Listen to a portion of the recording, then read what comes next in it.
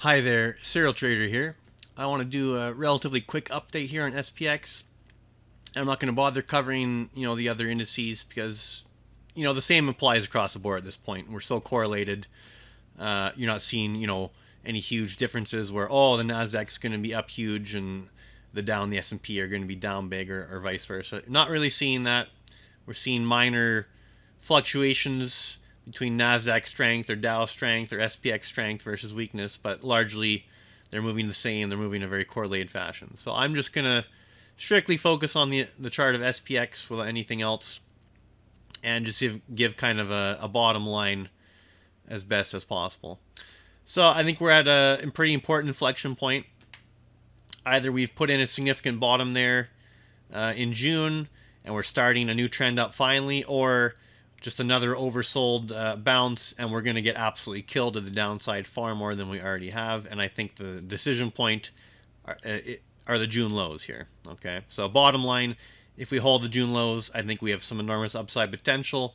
If we take out the June lows, I think we have enormous downside potential. I think it's probably as simple as that at this point, at least the way I'm looking at things. So, since the last video, I do believe I had a proposed low here in May.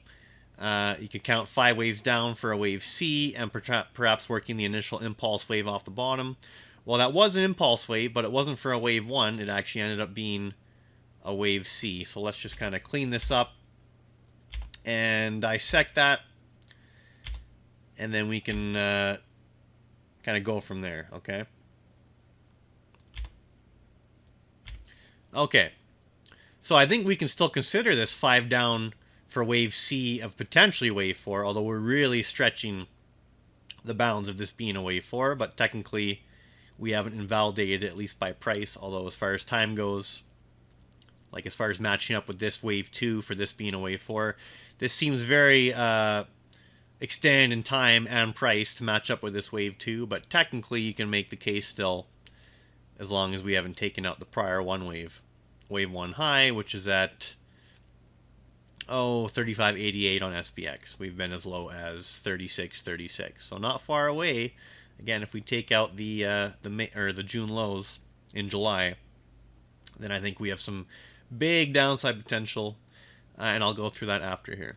But for now, there is some bullish potential, so let's examine that. And okay, back to the daily here. So I think the best way to count this would be, okay, this was still a wave 1, wave 2. Maybe this was all of wave 3 right here. And what we actually did was a expanded flat ABC wave 4. So let's label that.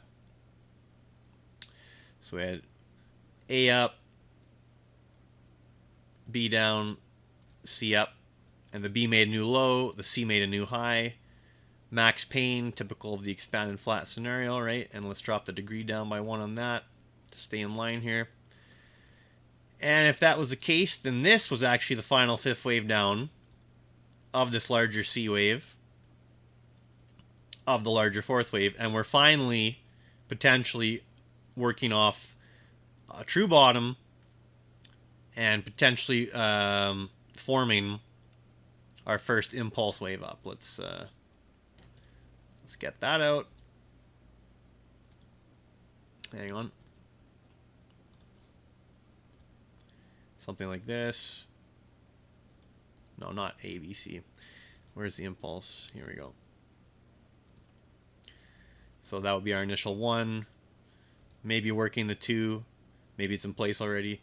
And then we need something very impulsive to get us out of this corrective mess. Haven't got it yet, but that's what it would look like if we were going to be going to do that here soon. But yes. So you can still make the case that there's some upside, significant upside coming our way right away here. And this would kind of work well with my idea that crypto still has to make one last wave up to new highs.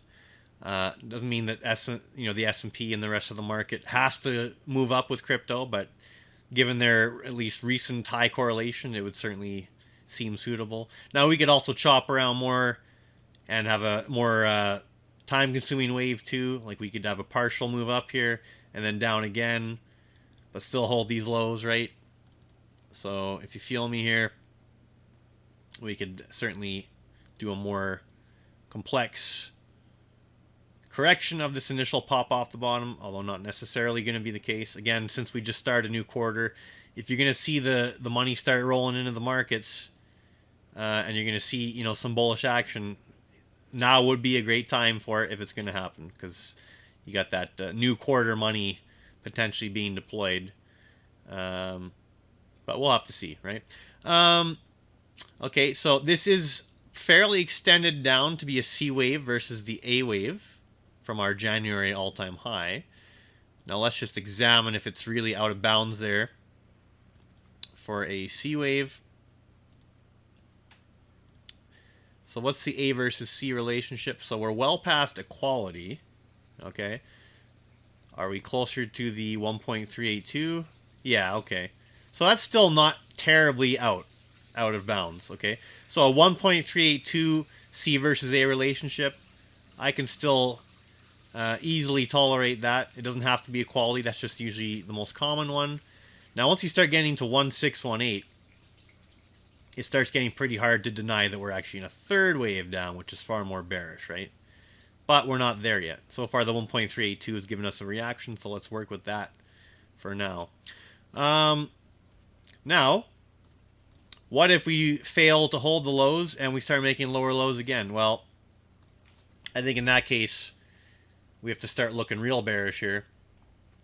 And let me go on the weekly. I think if that was the case, you would be forced to label this as such. And let's grab that fifth wave.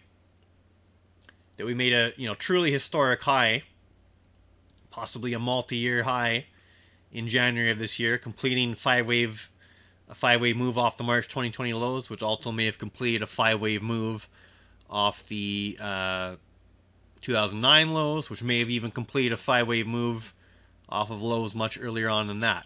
Okay, perhaps, a generational top. If that's true, then this is not an ABC down. This is actually a 5, 3, 5, either this, so we got 5 down for 1, got 3 up for 2. We're working our third wave down, okay? Just bear with me.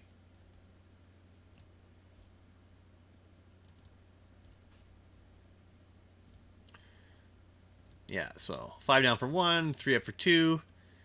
We need a more extended 3, 4, 5.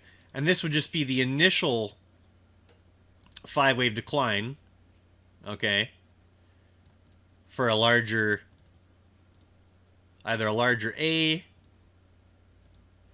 and then we'd still get a big reaction rally up, okay, or if we're doing something worse than just a big degree ABC, that could be 5 waves down for simply a larger wave 1 of perhaps a larger 5-wave move down for a larger wave A. Okay, so you start getting some pretty, extreme time frames, and you start getting some massive downside potential, right? Now, I'm not willing to go there yet. Let's get rid of that channel.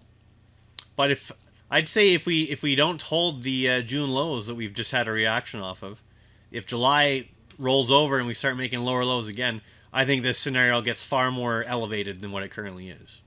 Okay? But as long as we hold the lows, I think you can make a pretty solid case that we've completed a rather painful, time-consuming, and deep ABC down,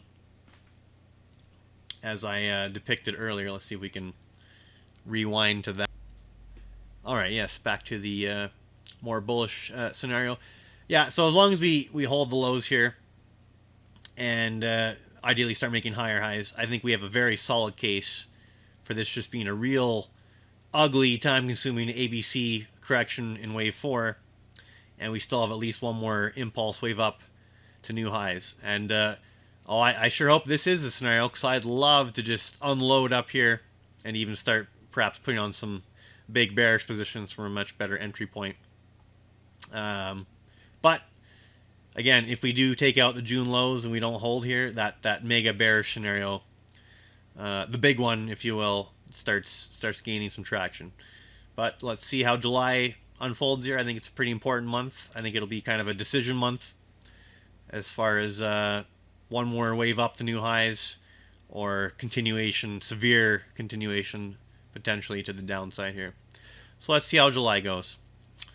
Probably won't be updating too often, but if I see something real interesting, I'll try and put out a video. All right, Serial Trader signing off.